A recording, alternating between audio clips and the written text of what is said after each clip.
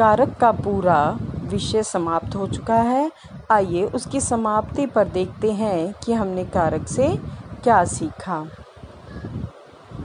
वाक्य में प्रयुक्त संज्ञाओं का उस वाक्य की क्रिया के साथ जो संबंध होता है, उस संबंध को क्या कहते हैं हम? कारक।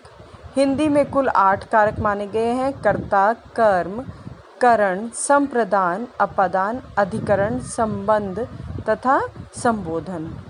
प्रत्येक कारक को विभिन्न कारकीय चिन्हों द्वारा व्यक्त किया जाता है। कुछ कारकीय चिन्ह एक से अधिक कारकों में प्रयुक्त भी हो सकते हैं। सभी को पता चल गया है कारकीय चिन्ह क्या होते हैं। इन कारकीय चिन्हों का अन्य नाम होता है परसर्ग। परसर्ग, पर मतलब दूसरे पर, दूसरे शब्द पर आधारित हैं ऐसे शब्द, ऐसे कारकीय चिन्ह। जैसे कर्ता ने, तो ने जो है वो क्या है? कारक चिन्ह है। कर्म को करण से, संप्रदान के लिए अपादान से, अधिकरण में पर, संबंध का के की, संबोधन हे अरे। तो इस प्रकार आपको बार बार उच्चारण कर बार बार इसका वाचन करके आपको ये ध्यान रखना है कर्ता के साथ क्या आता है? ने, यानी क्रिया का जो सीधा संबंध है वो किससे पड़ता है? कर्ता से। तो इस प्रकार वहाँ पर क्या है? कर्ता कारक। आगे देखो, ये सारणी आपको अवश्य पढ़नी है। 1 बार, 2 बार, 3 बार, इस प्रकार आप पढ़ेंगे तो आपको जल्दी से जल्दी शीघ्र अतिशीघ्र यह समझ आ जाएगा। याद करने की आवश्यकता नहीं है, केवल बार बार वाचन करना है आपको।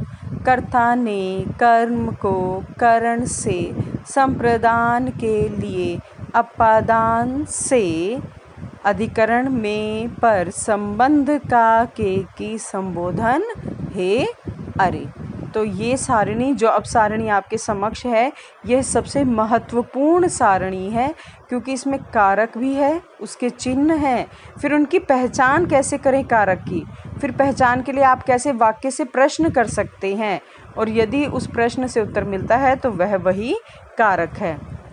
उसके बाद आपको उदाहरण स्वरूप भी यह स्पष्ट किया गया है कि इसमें कौन कौन सा कारक है।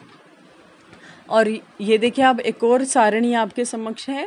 इसमें आपको जिस प्रकार याद करना है वह रखना है। कर्ता ने कर्म को करण से, संप्रदान के लिए अपादान। अपादान में देखो 3 प्रकार का बोध होता है। पृथकता यानी अलग होने का भाव, पृथकता यानी अलग होने का भाव, और फिर एक होता है तुलना का भाव। तुलना होती है कंपैरिजन करना, यानी एक व्यक्ति का दूसरे से को कंपेयर करना यानी तुलना करना। और तीसरा है भय का भाव। और ये सारणी, इस सारणी से आपको बिल्कुल स्पष्ट हो जाएगा कि कारक क्या है, उसका चिन्ह क्या है। और इन सारणियों को बार बार पढ़ना ही आपको कारक को अधिक से अधिक स्पष्ट करेगा। और आपको उदाहरण ज़रूर देखने हैं, प्रत्येक कारक का उदाहरण आपने ज़रूर देखना है प्रयोग करके। और इन पीपीटी की जो आपको दी जाती है, इन पीपीटी के माध्यम से ही आपको अपना गृह कार्य संपन्न करना है। धन्यवाद।